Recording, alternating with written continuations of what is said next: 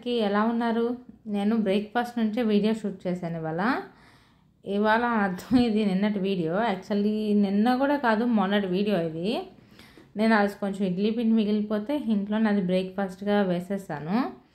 ఇడ్లీ పిండితో ఇడ్లీ కాకుండానే ఇలాగ ఊతప్పం ఆరు పొంగరం అంటాం, కొందరేమో మినపరొట్టు అంటారు, అది వేసుకున్నాను. చాలా బాగుంటుంది, ఉల్లిపాయ ముక్కలు అన్నీ వేసుకుంటే. అది వేసుకోకుండా వేసినా కూడా చాలా బాగుంటుంది. కాకపోతే దానికి మూకుడు బాగా ఖాళీ ఉండాలి. ఖాళీ ఉంటే చాలా టేస్టీగా ఉంటుంది, మూకుడు అతుక్కోకుండా బాగా వస్తుంది. ఇలాగ ఆయిల్ ఫస్ట్ వేసుకున్న దానికే బాగా ఆయిల్ పడుతుంది, కానీ సెకండ్ వేసుకున్నప్పటి నుంచి ఇంకా ఆయిల్ పట్టదు. ఇలాగా వేసుకొని ఆయిల్ కొంచెం వేడైన తర్వాత పిండి వేసుకోవాలి. మనకి ఏ సైజు కావాలంటే ఆ సైజు తగ్గట్టుగా అలా పిండి వేసుకొని పైన కొంచెం ఆయిల్ వేసుకొని మూత పెట్టుకొని సిమ్లో పెట్టేసుకోవాలి. ఒక 5 to 7 minutesలోని బాగా కాలిపోతుంది. మూకుడు బాగా కాలి ఉంటే ఇలాగా అతుక్కోకుండా ఈజీగా ఊడిపోతుంది అనమాట. మూకుడు సరిగ్గా కాలకుండానే పిండి వేస్తే అతుక్కుపోతుంది. సో బ్రేక్ఫాస్ట్కి ఇది బ్రేక్ఫాస్ట్, అందరికన్నా లాస్ట్ నేనే కాబట్టి ఆ గిన్నె మొత్తం ఖాళీ చేసా చట్నీ. సో ఇది చట్నీతో కన్నా టమాటా చట్నీ కానీ లేదంటే ఆవు పిండితో అయితే చాలా బాగుంటుంది తెలుసా చట్నీ కన్నా. ఇంకా అలాగా అయిపోయాక, బ్రేక్ఫాస్ట్ అయిపోయాక సేమ్ ఇంకా అదే మూకుడులోనే కూర కూడా పోపు వేస్తాను. అలాగే మీరు కూడా ఎవరైనా చేస్తారా? ఇలాగ బ్రేక్ఫాస్ట్ చేసి ఆ మూకుడు అంత అడ్డుకోకుండా ఉంటే కూర పోపు వేస్తారా? కూరకు వచ్చేసి నేను క్యాబేజీ పొటాటో మిక్స్డ్ కర్రీ చేస్తున్నాను. చాలా బాగుంటుంది క్యాబేజ్ పొటాటో కాంబినేషను. బేసిక్గా అయితే ఎక్కువ తినము క్యాబేజ్ కర్రీ, చాలా రేర్గా తింటాం. హార్డ్లీ 3 months or 4 monthsకి ఒకసారి తింటాము. ఎక్కువ క్యాబేజ్ తినేది నూడిల్స్ వాటితోనే.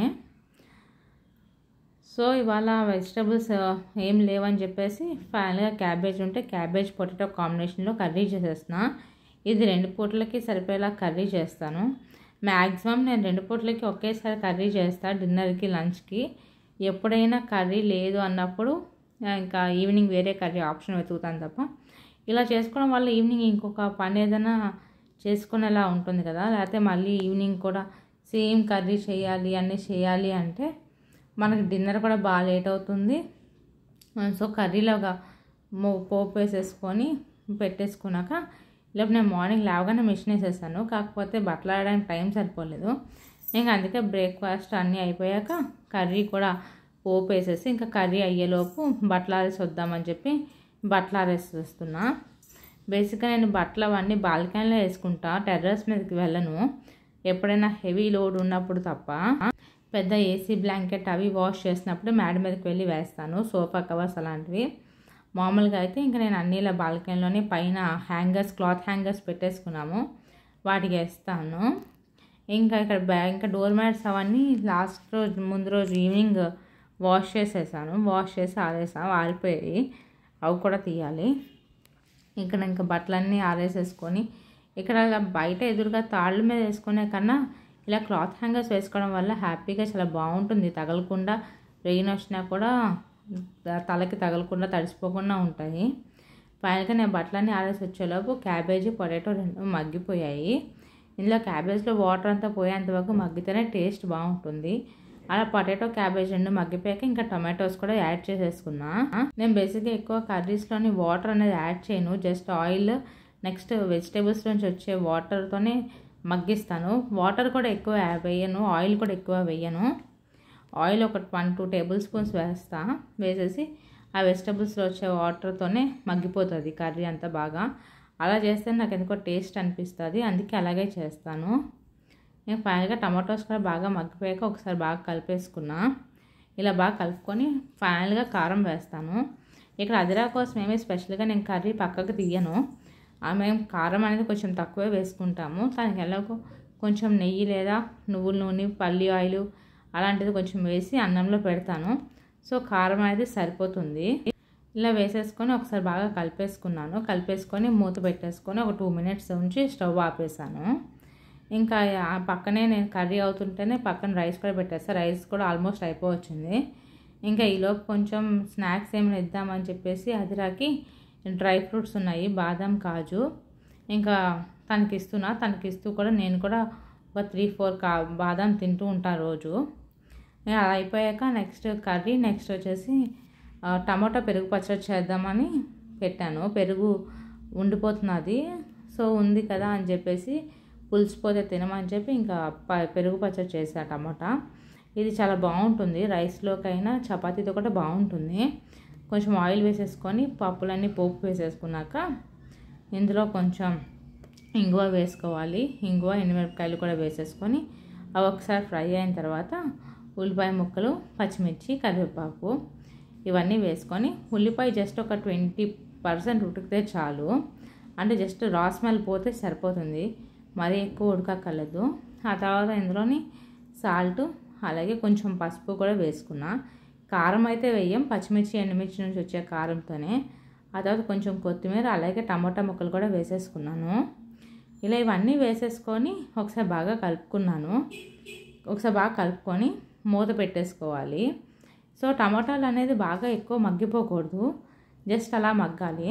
సో ఇక టమాటాలు అన్నీ మగ్గేలోపు ప్లాట్ఫామ్ అంతా క్లీన్ చేసేసుకొని ఇంకా గిన్నెలు తోముదామని చెప్పేసి ఇంకా బాస్కెట్ దీని మీద పెట్టేసుకున్నాను. ఈ కింద నాప్కిన్ ఎందుకు వేసానంటే గిన్నెలు మనం తోమేసాక పెట్టిన తడి గిన్నెలు పెడితే దాని నుంచి వాటర్ వస్తుంది కదా, ఆ వాటర్ కబోర్డ్స్ మీద పడకుండా ఆ నాప్కిన్ పీల్చుకుంటుందని చెప్పేసి అలా వేసాను. సో టమాటాలు కూడా మగ్గిపోయాయి. స్టవ్ ఆపేసి అవి చల్లారని చెప్పి మూత పెట్టేసి ఇంకా నేను గిన్నెలు తోముతున్నా. నేను కిచెన్లో ఉన్నప్పుడు ఓ పక్కని కర్రీ చేసుకుంటూ ఓ పక్క వంట చేసుకుంటూ పక్కని సింక్లో పడిన గిన్నెలన్నీ తోమేస్తాను. మ్యాక్సిమం అసలు నేను గిన్నెలు అనేది సింక్లో ఉంచను, నాకు నచ్చదు. అలా ఉంచడం వల్ల ఎందుకో అదొక రకమైన స్మెల్ వస్తుంది. ప్లస్ ఇంకోటి కాక్రోచెస్, చిన్న చిన్న పురుగులు ఇలాంటివన్నీ వస్తూ ఉంటాయి, కానీ ఎందుకో అంత అనిపించదు. ప్లస్ అది కాకుండా నాకు గిన్నెలు అనేది సింక్లో ఎక్కువ చూస్తే అమ్మో నేను ఇన్ని గిన్నెలు ఉండిపోయా అనే ఫీలింగ్ వస్తుంది. అందుకే నేను ఎప్పటి గిన్నెలు అప్పుడే తోమేసుకుంటా. ఇలా తోమడం వల్ల నేను రోజుకు ఒక 4 to 5 times ఈజీగా గిన్నెలు తోముతాను తెలుసా. మార్నింగ్ బ్రేక్ఫాస్ట్ అయిపోయి వంట అయిపోగానే తోముతాను, మళ్ళీ నేను అదిరా లంచ్ అయిపోగానే మళ్ళీ తోముతాను. ఇంకా మళ్ళీ ఈవినింగ్ వంట ఏమి ఉండదు కాబట్టి మ్యాక్సిమం నైట్ తోమేస్తాను. ఒకవేళ వంట చేస్తే ఆ వంట అయిపోయిన వెంటనే కూడా నేను తోమేస్తాను. ఇంకా ఫాస్ట్గా గిన్నెలన్నీ తోమేస్తున్నాను. అప్పటికే టైం వచ్చేసి 12 అయిపోతున్నది. మళ్ళీ అదిరా లంచ్ అడుగుతుందని చెప్పి నేను ఎన్ని పనులు ఉన్నా సరే అదిరాకి మాత్రం బై 12:30, 1 o'clock లోపు 12:30-1 మధ్యలో లంచ్ పెట్టడానికి ట్రై చేస్తాను. ఎందుకంటే తన స్కూల్కి అదే టైంకి వెళ్తుంది, ఆ టైంకే వస్తుంది 12:30కి. తను రాగానే తను కొంచెం ఫ్రెష్ అయిపోయాక తనకి లంచ్ పెట్టేస్తాను. ఇంకా నేను ఆ టైంని అయితే ఏం మార్చలేదు. మ్యాక్సిమం 12:30-1 వరకు లంచ్ పెట్టేసి 1:30-2కి పడుకుంటే ఈవినింగ్ 5కి లేస్తుంది అనమాట. ఇంకా నేను గిన్నెలు కూడా తోమడం అయిపోయే వరకు టమాటాలు చల్లారిపోయి. ఈ రెసిపీకి టమాటా అసలు బాగా ఉడకకూడదు, జస్ట్ ఉడికిందా లేదా అన్నట్టు ఉండాలి. మరీ ఎక్కువ ఉడికితే టేస్ట్ మారిపోతుంది. ఈ రెసిపీకి పెరుగు కూడా చప్పగా ఉండాలి, పుల్లగా ఉండకూడదు. ఎందుకంటే టమాటాస్ ఆల్రెడీ పులుపు ఉంటుంది కదా, మళ్ళీ పెరుగు కూడా పులుపు ఉంటే ఫ్లేవర్ మొత్తం ఓ డిఫరెంట్లో ఉంటుందన్నమాట. నేను ఇక్కడ ఏ రెసిపీ చేసినా ఏం చేసినా కూడా గిన్నె మొత్తం చేత్తో ఊడ్చడం నాకు బాగా అలవాటు. ఎందుకంటే వేస్ట్ చేయకూడదు కదా, అందుకని ఊడుస్తా. మనం వేస్ట్ చేయకపోతేనే మన పిల్లలు కూడా వేస్ట్ చేయకుండా ఉంటారు. మనమే అన్నీ సగం వేస్ట్ చేస్తుంటే మన పిల్లలు కూడా వేస్ట్ చేస్తారు కదా, అందుకే నేను కూడా వేస్ట్ చేయకుండా మొత్తం తుడుస్తూ ఉంటా. ఫైనల్గా నాకున్న హ్యాబిట్ ఏంటంటే కిచెన్లో పని అయిపోగానే వంట అయిపోగానే కర్రీస్ ఏమైపోయినా ఆ కర్రీస్ అన్నీ డిష్ అవుట్ చేసేస్తాను. వండిన మూకుడులో ఉంచని నాకు నచ్చదు. ఇంకా అవన్నీ తీసేసి వేరే డిషెస్లో వేసేసుకొని ఇమీడియట్గా అవి కూడా వాషింగ్కి సింక్లో వేసేస్తాను, వాష్ చేసేద్దామని. ఇది కర్రీ అయిపోయింది, కర్రీ కూడా చాలాసేపు అయింది అయిపోయి, కానీ కొంచెం చల్లారాలి కదా అని చెప్పేసి చల్లారేంత వరకు ఉంచేసి ఇంకా మూకుడు ఖాళీ చేసి ఫైనల్గా స్టవ్ అనేది క్లీన్ చేస్తున్నాను. ఇలా మనం పని అయిపోయిన వెంటనే స్టవ్ నీట్గా క్లీన్ చేసుకుంటే ఒక పొడి క్లాత్ అలాగే ఒక తడి క్లాత్ 2 క్లాత్లు పెట్టుకొని క్లీన్ చేసేసుకుంటే ఇంకా అస్తమానం రోజు సోప్ పెట్టి తోమే పని ఉండదు. ఒక వీక్లీ వన్స్ అలా తోముకుంటే సరిపోతుంది. నేను అలాగే వీక్లీ వన్సే స్టవ్ అనేది నీట్గా సోప్ పెట్టి క్లీన్ చేస్తాను. ఎప్పటికప్పుడు మార్నింగ్, ఆఫ్టర్నూన్ అలా నాకు ఎప్పుడు వంట చేస్తే అప్పుడు కంప్లీట్గా ఇలాగా ఇక్కడ వీడియో చూపిస్తున్న విధంగా క్లీన్ చేసేసుకుంటా క్లాత్తో. ఒక 2-3 times క్లీన్ చేసుకుంటాను. ఫైనల్గా ఒకసారి మామూలుగా క్లీన్ చేసేసి ఆయిల్ కింద ఏమైనా dust particles, next curry particles అలాంటివి చిన్న చిన్న మొక్కలు ఉండిపోతే అవన్నీ క్లీన్ చేసేసి మళ్ళీ కొంచెం వాటర్ స్ప్రింకిల్ చేసుకొని ఒకసారి మళ్ళీ క్లాత్తో తుడిచేసుకుంటా. ఇలా తుడుచుకోవడం వల్ల స్టవ్ నీట్గా ఉంటుంది చూడడానికి, ప్లస్ ఇంకోటి ఎక్కువ జిడ్డుగా అనిపించకుండా ఉంటుంది. ఇలా జిడ్డుగా లేకపోయింటే మనం మంచిగా ఒక వీక్లీ వన్స్ తోముకుంటే సరిపోతుంది. ఇలా జిడ్డుగా ఉన్నది అంటే every alternate day or every day మనం తుడవాలి, అదొక ఎక్స్ట్రా పని. నేను పని అంతా అయిపోయింది, స్టవ్ అంతా క్లీన్ చేసేసాను, ప్లాట్ఫామ్ అంతా క్లీన్ చేసేసాను. ఫైనల్గా ఇంకా సింక్లో ఉంటున్న ఎక్స్ట్రాగా మిగిలిపోయిన అవి కూడా వేసేసా, ఇంకా అవి కూడా క్లీన్ చేసేస్తున్నాను. ఇంకా నాకు ఏంటంటే నాకున్న హ్యాబిట్ సింక్లో ఒక్క గ్లాస్ ఉన్నా కూడా నాకు నచ్చదు ఎందుకో, అది కూడా క్లీన్ చేసేయాలన్నట్ట. సింక్ ఎప్పుడు నీట్గా ఉండాలి. ఎవ్రీడే రాత్రి పడుకునే ముందు పని అంతా అయిపోయాక ఇంకా సింక్ అంతా నీట్గా సోప్ పెట్టి క్లీన్ చేసేసుకుంటాను, ఒకసారి అంతా తోమేసుకుంటా.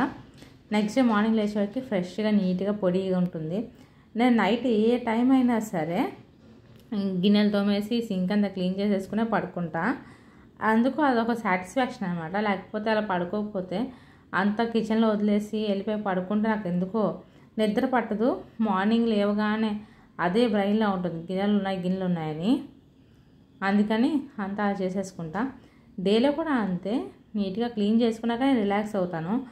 వన్స్ ఒకసారి నేను కిచెన్లోకి వస్తే నా పని అంతా అయ్యేంత వరకు ఇంక వెళ్ళి కూర్చున్నాను అంటే ఇంక బద్ధకం వస్తుంది, చేయబుద్ధి కాదు. ఇంక ఇక్కడ చూస్తూ ఉంటుంది. మొత్తం మనం ఎంత పని చేసాం అనే కన్నా పని అంతా అయిపోయాక స్టవ్ అన్ని కిచెన్ ఇంత నీట్గా చూస్తాం కదా, ఆ సాటిస్ఫాక్షన్ అయితే వేరే లెవెల్. అబ్బా నాకు చాలా ఇష్టం.